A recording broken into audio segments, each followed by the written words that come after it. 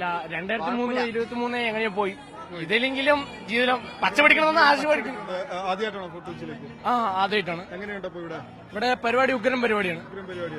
എവിടെ നിന്നാണ് വരുന്നത്? ഞാൻ പാലക്കാട് കടക്കുകയാണ്. മണിക്കൂറുകൾക്കുള്ളിൽ പുതുവത്സരത്തെ വരവേറ്റുകൊണ്ട് ഫോർട്ട് കൊച്ചി പാപ്പാഞ്ഞിയെ കത്തിക്കുന്നതടക്കമുള്ള കാര്യങ്ങളിലേക്ക് കടക്കും. ഇനി മണിക്കൂറുകൾ മാത്രമാണ് ഉള്ളത്. ഫോർട്ട് കൊച്ചി നമുക്കറിയാം കേരളത്തിന്റെ സാംസ്കാരിക തനിമ അല്ലെങ്കിൽ പാരമ്പര്യം വിളിച്ചോന്നൊരു വലിയ നഗരമാണ്. നമുക്കിവിടെ കാണാൻ സാധിക്കും. ഇപ്പോൾ പതിനായിരങ്ങളാണ് ഈ പരേഡ് ഗ്രൗണ്ടിൽ ഒഴുകിയെത്തിയിരിക്കുന്നത്. വളരെയേറെ ആളുകൾ കഴിഞ്ഞ തവണ 1,00,000-ൽ പരം ആളുകൾ ഉണ്ടായിരുന്നു. ഇത്തവണയും 12 മണിയാകുമ്പോഴേക്കും അത്രയധികം ആളുകൾ ഇവിടെ എത്തുമെന്ന് തന്നെയാണ് ആൾക്കാർ പ്രതീക്ഷിക്കുന്നത്. നിലവിൽ ഗാനമേള അടക്കമുള്ള DJ പാർട്ടി അടക്കമുള്ള കാര്യങ്ങൾ ഇവിടെ ആരംഭിച്ചു കഴിഞ്ഞു. വരും മണിക്കൂറുകളിൽ കൂടുതൽ ആളുകൾ ഇവിടേക്ക് ഒഴുകിയെത്തും. പോലീസ് കർശനമായ സുരക്ഷയാണ് ഇവിടെ ഒരുക്കിയിരിക്കുന്നത്. 80 അടി ഉയരമുള്ള പാപ്പാഞ്ഞിയാണ് ഇത്തവണ.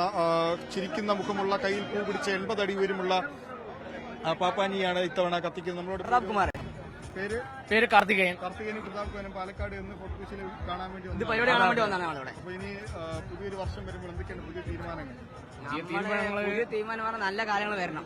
2023 എങ്ങനെയുണ്ടായിരുന്നു? അല്ല 2023 എങ്ങനെയോ പോയി.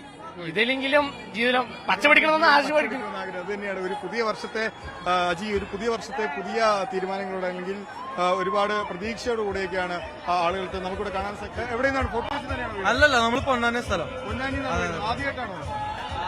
ആദ്യമായിട്ടാണ്, അവസാനമായിട്ട്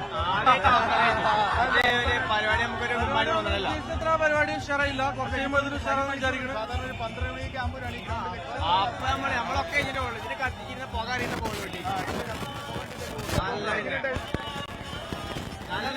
നല്ലൊരു ദിവസമായിരുന്നു. എല്ലാ ദിവസങ്ങളും അടിപൊളിയായിരുന്നു. വരുന്ന ഒരു വർഷം എന്തൊക്കെയാണ് പുതിയ തീരുമാനങ്ങൾ? നല്ല തീരുമാനങ്ങൾ എടുക്കാനുള്ള പ്ലാനിംഗ് ആണ്.